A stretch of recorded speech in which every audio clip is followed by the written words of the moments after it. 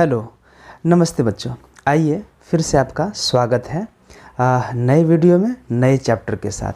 आज आपका science class 8 chapter 6 बल और दाब उसके प्रश्न उत्तर को हम लोग आज सीखेंगे। तो आइए शुरुआत करते हैं। इनमें से सही विकल्प पर सही यानी टिक का निशान लगाइए।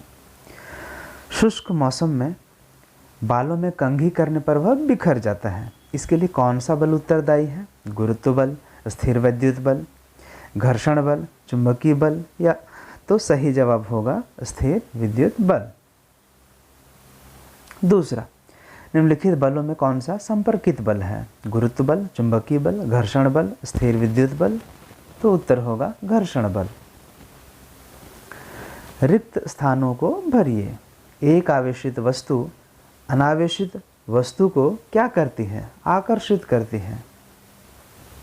एक चुंबक का उत्तरी ध्रुव दूसरे चुंबक के उत्तरी ध्रुव को क्या करता है? अपकर्षित मतलब दूर भगाता है।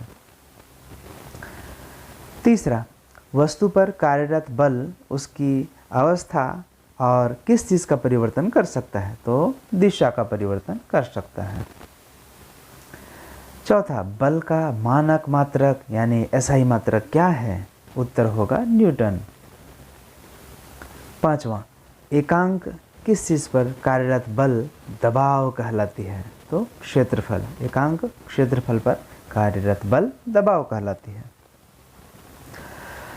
छठा, द्रव में दबाव गहराई के बढ़ने से क्या होता है? तो बढ़ता है।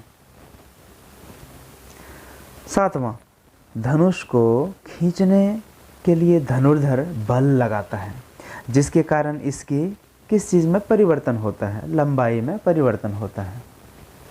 आठवां, धनुष को खींचने के लिए धनुर्धर द्वारा लगाया गया बल कौन सा बल का एग्जाम्पल है? तो मांसपेशीय बल का एग्जाम्पल। नौवां प्रश्न, तीर के गति की दिशा में परिवर्तन के लिए कौन सा बल उत्तरदायी है? घर्षण और गुरुत्व बल। जब बैलून में हवा भरी जाती है तो उसके आकार और आकृति में परिवर्तन क्यों होता है? ये तीसरा प्रश्न है। तो जवाब है, जब बैलून में हवा भरी जाती है तो उसके आकार और आकृति में परिवर्तन होता है क्योंकि हवा बैलून के अंदर जगह बनाकर बैलून के अंदर की दीवारों पर दबाव डालती है। चौथा, किसी वस्तु पर कार्यरत बल को दोगुना कर दिया जाए तो उस वस्तु पर आरोपित दबाव किस प्रकार चेंज होता है? उत्तर है, किसी वस्तु पर कार्यरत बल को दोगुना कर दिया जाए तो उस वस्तु पर आरोपित दबाव भी दोगुना परिवर्तित हो जाता है। क्यों? क्योंकि किसी वस्तु पर कार्यरत बल उस वस्तु पर आरोपित दबाव के सीधे अनुक्रमानुपाती होता है यानी P बराबर F/A। पांचवा, उस राशि का नाम बताइए जिसका मात्रक न्यूटन होता है। उत्तर, बल वह राशि है जिसका मानक मात्रक न्यूटन है। विपरीत दिशा में कार्यरत बलों F1 तथा F2 का परिणामी बल कितना होगा? छठा प्रश्न है। उत्तर है, विपरीत दिशा में कार्यरत बलों F1 और F2 का परिणामी बल दोनों बलों के अंतर के बराबर होगा यानी यहाँ परिणामी बल हो जाएगा F1 माइनस F2। सातवां, वस्तु को ऊंचाई से गिराया जाता है तो उसकी चाल लगातार बढ़ती है। चाल में परिवर्तन करने वाले बल का नाम बताइए। वस्तु को ऊंचाई से गिराया जाता है तो उसकी चाल लगातार बढ़ती है। चाल में परिवर्तन करने वाले बल का नाम गुरुत्व बल है। आठवां, जब कंघी को सूखे बाल से रगड़ा जाता है तो वह कागज के छोटे छोटे टुकड़ों को आकर्षित करता है। इस प्रक्रिया में कौन सा बल कार्यरत है? उत्तर है, जब कंघी को सूखे बाल से रगड़ा जाता है तो वह कागज के छोटे छोटे टुकड़ों को आकर्षित करता है। इस प्रक्रिया में स्थिर विद्युत बल कार्यरत है। आठवां खत्म। नौवां, जमीन पर बिखरे लोहे के पिन को इकट्ठा करने के लिए कौन से बल का उपयोग किया जाता है? उत्तर होगा, जमीन पर बिखरे लोहे के पिन को इकट्ठा करने के लिए चुंबकीय बल का उपयोग किया जाता है। 10वां, एकांक क्षेत्रफल पर कार्यरत बल को क्या कहते हैं? उत्तर होगा, एकांक क्षेत्रफल पर कार्यरत बल को दबाव या दाब मतलब प्रेशर कहते हैं जो कि होता है P बराबर F/A। 11वां प्रश्न, क्या द्रव द्वारा लगाया गया दबाव आधार के क्षेत्रफल पर निर्भर करता है? तो जवाब होगा नहीं। यदि द्रव की ऊंचाई समान हो तो द्रव द्वारा लगाया गया दबाव आधार के क्षेत्रफल पर निर्भर नहीं करता है, जैसा कि चित्र से भी स्पष्ट है। यहाँ पर देख रहे हैं कि आधार की चौड़ाई अलग अलग है, लेकिन ऊंचाई जो जल का है वो बराबर है। तो हम देखते हैं कि जो पानी छिद्रों से बाहर निकल रहा है वह समान दूरी तय कर रहा है। 12वां प्रश्न, क्या द्रव का दाब गहराई पर निर्भर करता है? उत्तर होगा हाँ, द्रव का दाब गहराई पर निर्भर करता है। मतलब गहराई या ऊंचाई के बढ़ने से द्रव का दबाव बढ़ता है और गहराई या ऊंचाई के घटने से द्रव का दबाव घटता है, जैसा कि चित्र से भी स्पष्ट है कि पानी की ऊंचाई बढ़ने पर तली में लगे गुब्बारे पर दबाव बढ़ता जाता है। आप देख सकते हैं पहले चित्र में भी और दूसरे चित्र में भी। ठीक है, चलिए आगे बढ़ते हैं। 13वां प्रश्न, बल के अलग अलग प्रभावों का उल्लेख करिए। तो बल के अलग अलग प्रभाव निम्न हैं। पहला, बल विराम अवस्था में स्थित किसी वस्तु को गतिशील कर सकता है। दूसरा, बल किसी गतिशील वस्तु को विराम अवस्था में ला भी सकता है। तीसरा, बल किसी वस्तु की चाल में परिवर्तन ला सकता है। चौथा, बल किसी वस्तु की दिशा में परिवर्तन कर सकता है। या फिर पांचवा, बल किसी वस्तु की आकृति में परिवर्तन कर सकता है। 14वां प्रश्न, बल के विभिन्न प्रकारों का वर्णन कीजिए। तो बल के विभिन्न प्रकार निम्न हैं। मांसपेशी बल, शरीर की मांसपेशियों द्वारा लगाया गया बल, जैसे हाथ से वस्तु को उठाना। दूसरा, घर्षण बल, दो वस्तुओं के भौतिक संपर्क से उत्पन्न बल घर्षण बल होता है। यह बल हमेशा गति का विरोध करती है। तीसरा, चुंबकीय बल, किसी चुंबक द्वारा किसी लौह वस्तु को आकर्षित करना चुंबकीय बल कहलाता है।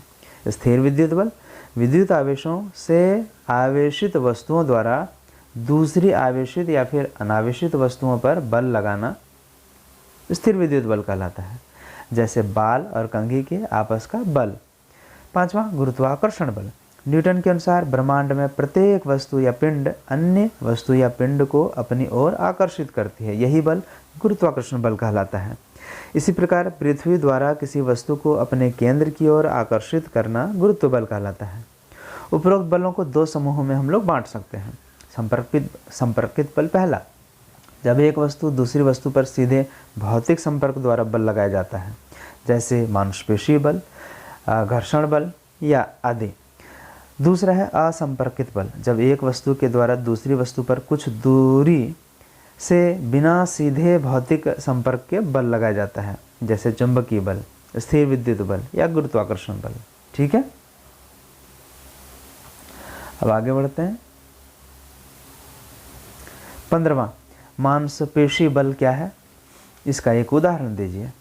तो उत्तर होगा, शरीर की मांसपेशियों द्वारा लगाया गया बल मांसपेशी बल कहलाता है, जैसे हाथ से वस्तु उठाना, घोड़े द्वारा टमटम या तांगा को खींचना, जो वेट लिफ्टर है भारोत्तोलक द्वारा भार उठाना, तीरंदाज जो होता है उसके द्वारा तीर खींचना, या फिर गाड़ियों के हम लोग ब्रेक जब दबाते हैं या साइकिल ब्रेक दबाते हैं। ये सारे एग्जाम्पल हैं मांसपेशी बल के।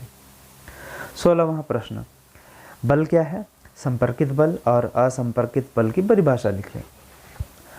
जवाब है, बल वह भौतिक कारक है, वो अभिकर्षण होता है, मतलब अपनी ओर खींचने का या फिर अपने से दूर हटाने का अपकर्षण भी हो सकता है। तो जो किसी वस्तु पर लगकर उस वस्तु की अवस्था, मतलब विराम से है तो गति की अवस्था और गति की अवस्था है तो विराम की अवस्था, या आकृति या चाल ज़्यादा है तो कम और कम है तो ज़्यादा कर सकता है, या फिर दिशा भी बदल सकता है। पहला है संपर्कित बल, जब एक वस्तु द्वारा दूसरी वस्तु पर सीधे भौतिक संपर्क द्वारा बल लगाया जाता है तो इसे संपर्कित बल कहते हैं, जैसे मांसपेशीय बल, घर्षण बल आदि। दूसरा है असंपर्कित बल, जब एक वस्तु के द्वारा दूसरी वस्तु पर कुछ दूरी से बिना सीधे भौतिक संपर्क के बल लगाया जाता है तो उसे असंपर्कित बल कहते हैं, जैसे चुंबकीय बल, स्थिर विद्युत बल, गुरुत्वाकर्षण बल। 16वां प्रश्न हो गया। अब 17वां प्रश्न, संतुलित और असंतुलित बल क्या है? तो संतुलित बल, जब किसी वस्तु पर कार्यरत बहुत सारे बलों का जो रिजल्ट है, परिणामी बल, यदि शून्य हो तो उस बल को संतुलित बल कहते हैं। और संतुलित बल विराम अवस्था में स्थित वस्तु को गतिशील नहीं कर पाता है। संतुलित बल गतिशील वस्तुओं की चाल में परिवर्तन भी नहीं कर पाता है, और संतुलित बल लेकिन वस्तु के आकार में परिवर्तन जरूर कर सकते हैं। असंतुलित बल क्या होता है? जब किसी वस्तु पर कार्यरत अनेक बलों का परिणामी बल शून्य न हो तो उस बल को असंतुलित बल कहते हैं। असंतुलित बल विराम अवस्था में स्थित वस्तु को गतिशील कर सकते हैं। असंतुलित बल गतिशील वस्तुओं को विराम अवस्था में ला भी सकते हैं, और असंतुलित बल गतिशील वस्तुओं की चाल में परिवर्तन कर सकते हैं, और असंतुलित बल गतिशील वस्तुओं की दिशा में भी परिवर्तन कर सकते हैं। यह वीडियो थोड़ा सा लंबा होगा क्योंकि इसमें कई प्रश्न हैं, लगभग 25 प्रश्न हैं, 18वां प्रश्न है, लेकिन मैं एक ही वीडियो में सभी को समेटना चाहता हूँ। एक धारदार चाकू धारहीन चाकू की तुलना में वस्तुओं को आसानी से काट देता है, क्यों? तो एक धारदार चाकू धारहीन चाकू की तुलना में वस्तुओं या सब्जी या फलों को आसानी से काट देता है, क्योंकि धारदार चाकू का सतही क्षेत्रफल कम होने के कारण दबाव ज़्यादा लगता है, जबकि धारहीन चाकू का संपर्कित क्षेत्रफल ज़्यादा होने से दबाव घट जाता है, जिसके कारण आसानी से नहीं कट पाता है। 19वां प्रश्न, वायुमंडलीय दबाव से क्या समझते हैं, इसका क्या कारण है?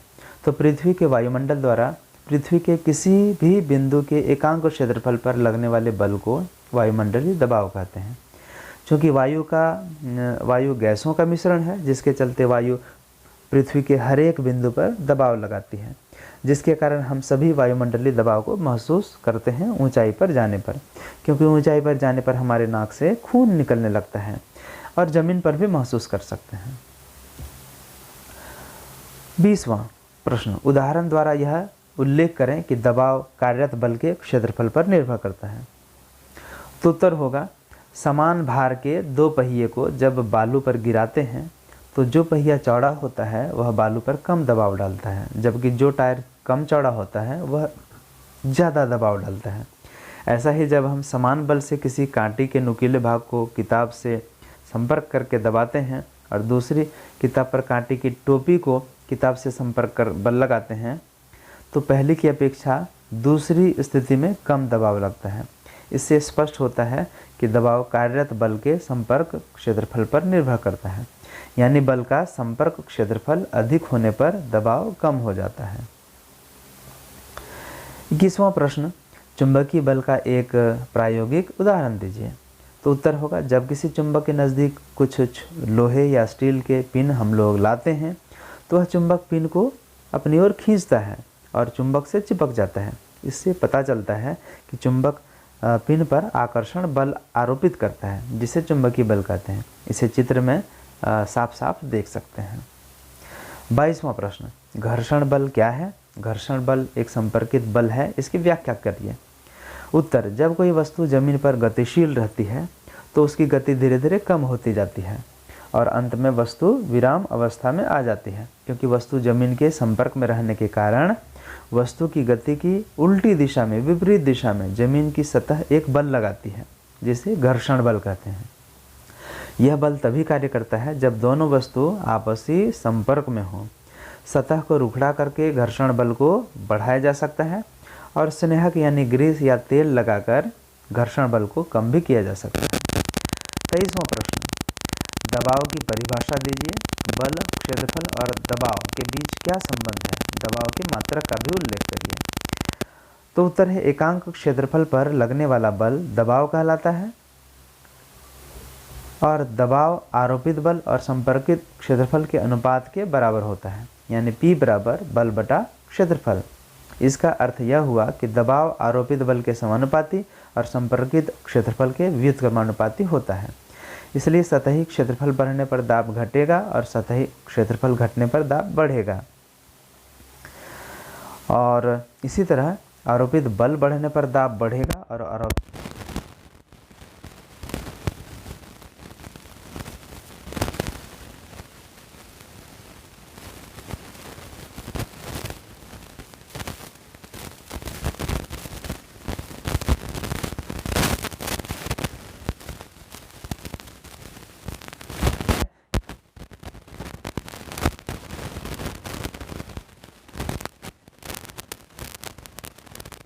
25वां और अंतिम प्रश्न, हवा हमारे शरीर पर दबाव डालती है लेकिन हम उसका अनुभव नहीं कर पाते हैं, क्यों? तो उत्तर है, हवा हमारे शरीर पर दबाव डालती है लेकिन हम उसका अनुभव नहीं कर पाते हैं क्योंकि धरती पर हमारे शरीर में रक्त और जल के कारण उत्पन्न आंतरिक दबाव और बाहरी वायुमंडलीय दबाव का कुल परिणाम शून्य हो जाता है। यानी हम बहुत ऊंचाई पर चले जाएं, यदि हम बहुत ऊंचाई पर चले जाएं जहां वायुमंडल का दाब कम हो जाए तो हमारे शरीर का आंतरिक दबाव अधिक होने के कारण रक्त वाहिनी फटने से हमारी नाक से रक्त निकलने लगता है। यानी अधिक ऊंचाई पर वायुमंडलीय दाब महसूस होता है। पृथ्वी पर वाटर बोतल में आंतरिक दाब और बाह्य वायुमंडलीय दाब का कुल परिणाम भी शून्य होता है।